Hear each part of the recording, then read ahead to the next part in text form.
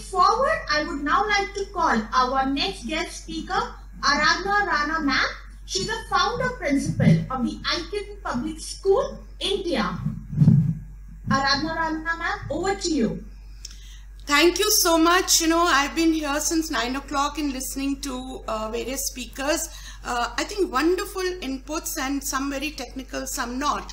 And like Dr. Negi, put up the way she spoke about her school, I think very, very motivational. So I'm Aradhna Rana from the Icon Public School, and this is a school in Ahmednagar, which is not a very big city.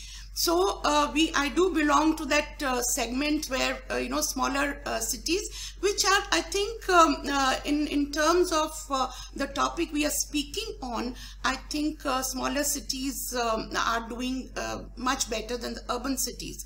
However, today I'm very, very proud that 2 of my students will be speaking later on the group. And I'm so happy to see the younger generation being so passionately involved in issues that are global and wanting to make a positive difference.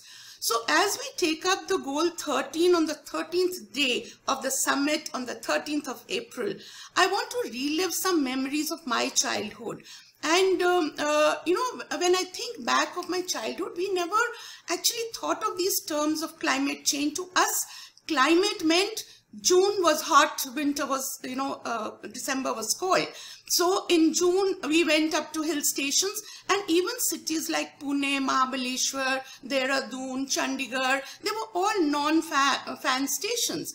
And when we came back to Delhi in winters, we enjoyed the quilts, we enjoyed the bonfires, and gradually, these things started changing. So the quilts went off, bonfires were hardly there, and ACs came in. In my childhood, I don't remember, switching on an AC. So even when you went to hill stations, they were more crowded, and the hill stations became fewer and fewer. Now, to us, the greenhouse meant, the green cloth that used to put around to, grow our saplings. And then came the term greenhouse effect. So gradually, we heard of a lot of droughts, floods, and then the tsunami came in 2004. Now, let me tell you, a tsunami I had only used as a metaphor in English language, where it meant something like a bigger flood. But when the tsunami came and, we studied more about it in technical terms, that is a time this climate change really hit, I think, everybody. And then some frightening statistics, came out, and people started taking it very seriously. Now, 91% of the disasters that happen in the world are climate related.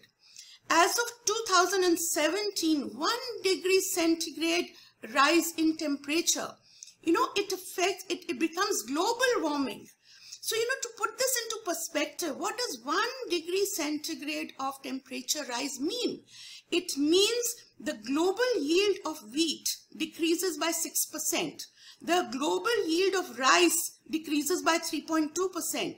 Maize yield decreases by 7.4%. Now, this data in percentage may not seem much, but in terms of amounts, this leads to hunger, this leads to food problems. So this is how, things started getting serious. Now, sea levels have risen by 8 inches since 1880, but they are likely to increase by 1 to 4 feet by 2100. So, frightening absolutely. Global emissions of carbon dioxide are increasing more rapidly in this decade than they increased in the last 3 decades. So, very, very frightening. And then we hear so much of wildfires, floods all over the world. And what are they doing? They are disrupting national economies. The costs are really huge. Now, what is it? Is that really alarming? It is. What can we do? Should we stop industrialization? Is it possible to halt the progressive path of that mankind has taken? Should we go back to medieval times? No. Life is always moving ahead. Life never comes back. So progress is the essence of all humanity. The path is always ahead. We have developed industries, we have developed so much technology, we have discovered planets, we are on the verge of sustaining life on other planets. What are we doing to our own planet? We are going to other planets. So if the human mind, human brain can achieve that much, can't we overcome this? Of course we can. The question is how. Now, like Mr. Vincent Thomas, I think he gave a wonderful presentation and he talked about how. So how do we devise affordable solutions to a cleaner environment? How do we devise renewable energy sources? How do we find ways to reduce emission? But the crux point in all this is global collaboration. Climate change is a global challenge. It does not respect any national borders. Now you see, the atmosphere has no boundaries. Corona has shown us, greatly that it's a global world. It transcends countries, religions, caste, creed, and so does pollution. Emissions anywhere affect people everywhere. This is how the Paris Agreement came about on 12 December 2015. All countries did agree to work together to limit the global temperature rise. For this, like Dr. Negi and Mr. Vincent Thomas said, each one has to do his or her own bit. If each one adds a drop, it will become an ocean. Just like each one of us is the drop in the ocean of humanity. Let us not bother about who is doing what, whether they are doing or not, because eventually our drop is the one that matters. Now, how has India worked towards this goal?